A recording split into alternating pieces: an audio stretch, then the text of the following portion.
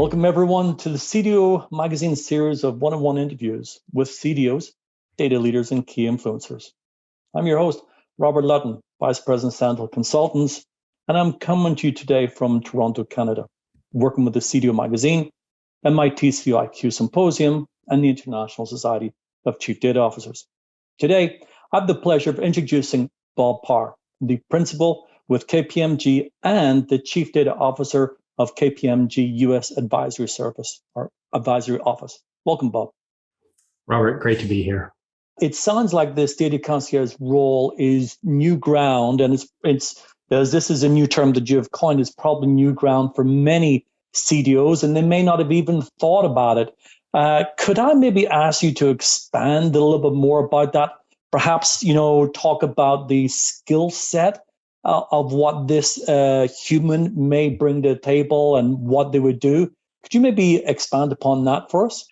Yeah. So, fundamentally, these are individuals that are deployed against the various teams in our organization, and their skill sets. They're not deep data scientists. They're not IT professionals. They tend to be people that have what I would call advanced BI type skill sets. So they know enough to be dangerous, but more importantly, they are students of all our data assets, and they understand what we have. They understand the broader market for data, both public and open source, as well as paid data sources. And so they're able to sit down and consult with our teams and really understand the use case that they're trying to deploy against, the model, whatever it is, the visualization, whatever they're trying to build. And then they're able to help them navigate through the assets that would be of greatest use. So, let me give you an example. So ESG is a huge growth area for just about everyone these days, and certainly the CDOs in a great place at the center of all of that, because it's fundamentally about data.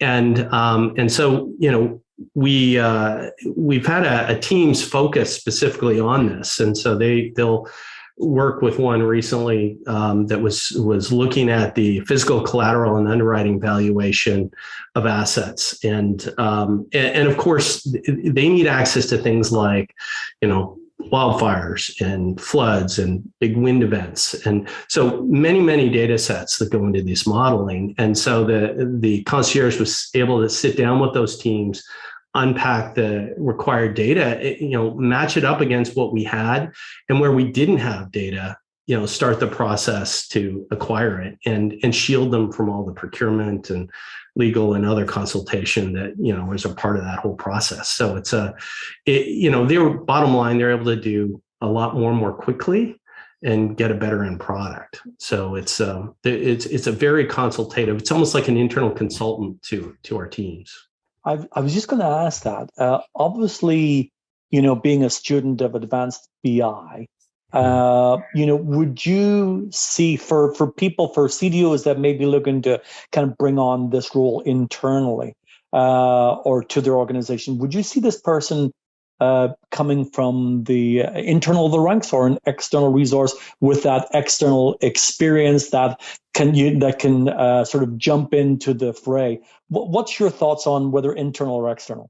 Yeah, ideally, probably a mix. And we started first internally because we said, these people need the domain knowledge of the teams working in the fields, whether it be a particular industry or an area of focus. And we can teach them through our literacy program, we can quickly ramp them up on the assets that we have and the tools and methods necessary to add the level of value. The volume of people we've needed kind of it outstrip the internal supply sometimes, and so we've been able to pull people in from the outside, and so far that's working well. But I think the first place I'd look is internal, frankly, for that. Well spoken, like a true politician, Bob. So thank you for that. But it's interesting, as I'm hearing you talk about how you're setting the forward direction for KPMG, how you're transforming the business. Yet you haven't forgotten about what's got you here. And I noticed that you actually haven't mentioned much about data warehousing or data lake or other technology platforms that I'm sure in your focus. Can I ask, why not? Can you give us an intention of where your direction is heading? Yeah, no, it's a great point. And, all of that stuff's still really important. In our organization, I'm part of a federated, the advisory organization is part of a federated whole. And, we have distributed technology organizations that support us in a lot of that, and also a technology organization in the center as well. So we work very, very closely with them. But basically, the difference is, rather than the boxes and wires, I'm focused on the content and the data moving through the supply chain. So that's very much in focus, whether it be public data, whether it be an open source, or whether or not it's the paid data or even the internal assets that are relevant to the use cases that we run. And really it gets into the operational processes. So, the finding, the selecting, the refreshing, and the curation of the catalogs to ensure that, again, we've got that self-service capability that we're enabling. Because, at the end of the day, that's the storefront where we're creating transparency and really starting to enable the teams. And then, the need for, a platform that brings all of this together isn't lost on us.